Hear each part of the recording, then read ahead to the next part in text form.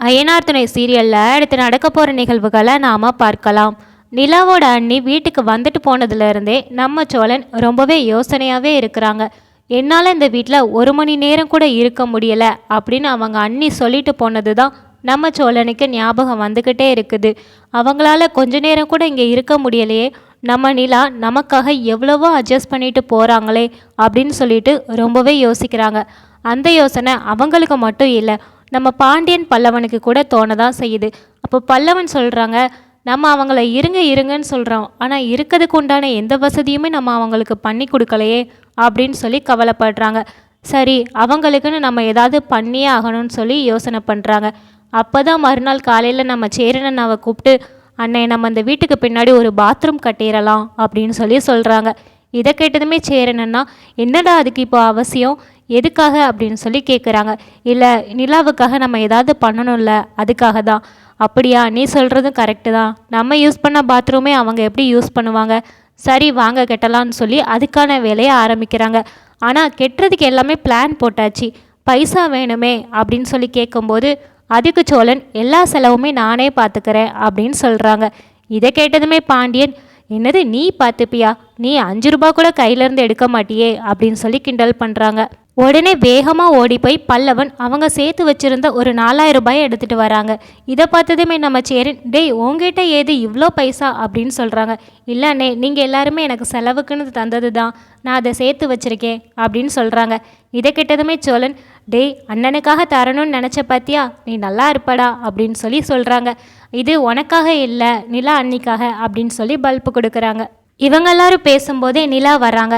வந்து பார்த்துட்டு, அண்ணே என்ன பண்ணிக்கிட்டு இருக்கீங்க அப்படின்னு சொல்லி கேட்கும்போது, இந்த மாதிரி உனக்காக தாம்மா பாத்ரூம் கட்டலான்னு சொல்லி யோசிக்கிறோம் அப்படிங்கிறாங்க. அதாவது உனக்காக இல்லைம்மா, நம்ம வீட்டில் இத்தனை பேர் இருக்கோம்ல, அப்படிங்கும்போது பாத்ரூம் தேவைப்படும் தானே, அதான் கெட்ட போகிறோம் அப்படின்னு சொல்கிறாங்க. எல்லாமே எங்கள் அண்ணி பேசுனதுனால தானே, சாரி அண்ணே அப்படின்னு சொல்கிறாங்க. இல்லைம்மா, அதனாலன்னு சொல்லிட முடியாது, ஆனாலும் அவங்க சொன்னது ஒரு விதத்தில் கரெக்டு தானே. இந்த வீட்டில் அவங்களால 1 மணி நேரம் கூட இருக்க முடியலை அப்படிங்கும்போது, நீ எங்களுக்காக எவ்வளோவையும் பொறுத்துக்கிட்டு இருக்க, அப்படி இருக்கும்போது உனக்காக நாங்கள் ஏதாவது செஞ்சு தானே ஆகணும் அப்படின்னு சொல்லி சமாதானப்படுத்துகிறாங்க. நிலாவுமே யோசனையோட வீட்டுக்குள்ளே போகிறாங்க. இப்போ இதில் எது ரொம்பவே பெரிய பிரச்சனையாக இருக்குது அப்படின்னா, இந்த வீட்டு மேலே ஏற்கனவே ஒரு கேஸ் இருக்குது. நம்ம கார்த்திகாவோட அம்மா அப்பா, அதுக்கப்புறம் அவங்களோட மாமா எல்லாருமே சேர்ந்து போட்டது தான்.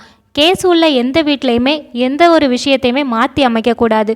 அப்படி இவங்க பாத்ரூம் புதுசாக கட்டுறாங்க அப்படின்னா அதுக்கு தகுந்த ஒரு அப்ரூவல் வேணும். அந்த அப்ரூவல் வேணால் நான் கோர்ட்டில் போய் என்னன்னு சொல்லி பார்த்துட்டு வரட்டுமா அப்படின்னு பாண்டியன் கேட்குறாங்க. உடனே நம்ம சோழன், டேய் இப்போ நீ போகணுன்னா அது எப்படியும் அவங்க குடும்பத்துக்கு தெரிய தான் போகுது. நம்ம வேணால் கார்த்திகா அம்மா அப்பா கிட்ட போய் இந்த மாதிரி அர்ஜெண்ட்டாக ஒரு பாத்ரூம் மட்டும் நாங்கள் கெட்டிக்கிறோன்னு சொல்லுவோம், அவங்க தான் புரிஞ்சுப்பாங்கல்ல அப்படின்னு சொல்லி சேரன் சொல்கிறாங்க. அண்ணே, நீ சொல்லி அதை அவங்க கண்டிப்பாக புரிஞ்சுப்பாங்கன்னு நீ நினைக்கிறியா? அவங்க புரிஞ்சுக்கிடக்கூடிய மனுஷங்களே கிடையாது, நீ என்னன்னா போய் பேசி பார்க்கலான்னு சொல்கிற அப்படின்னு சொல்லி நம்ம சோழன் சொல்கிறாங்க. நம்ம பாண்டியனும், அங்கே போய் ஒரு பிரயோஜனமும் இல்லைண்ணே, நீ அங்கே போய் பேசினாலும் வேஸ்ட்டு தான், எதுக்காக போய் வீணா அவமானப்படணும், அதெல்லாம் ஒன்றுமே வேண்டாம், நம்ம வீடு தானே, நம்ம கெட்டுவோம், என்ன நடக்கோ பார்த்துக்கலாம் அப்படின்னு சொல்கிறாங்க நம்ம பாண்டியன். ஆனால் நம்ம சோழன், எந்த ஒரு அப்ரூவலுமே வேண்டாம், நம்ம போய் உடனே கட்டலாம், ஏன்னா நம்ம வீட்டுக்கு பின்னாடி தானே கட்டுறோம், அது என்ன தெரியவா போகுது அப்படிங்கிற மாதிரி சொல்கிறாங்க. ஆனால் கார்த்திகாவோட வீடு ரொம்பவே பக்கத்தில் தான் இருக்குது.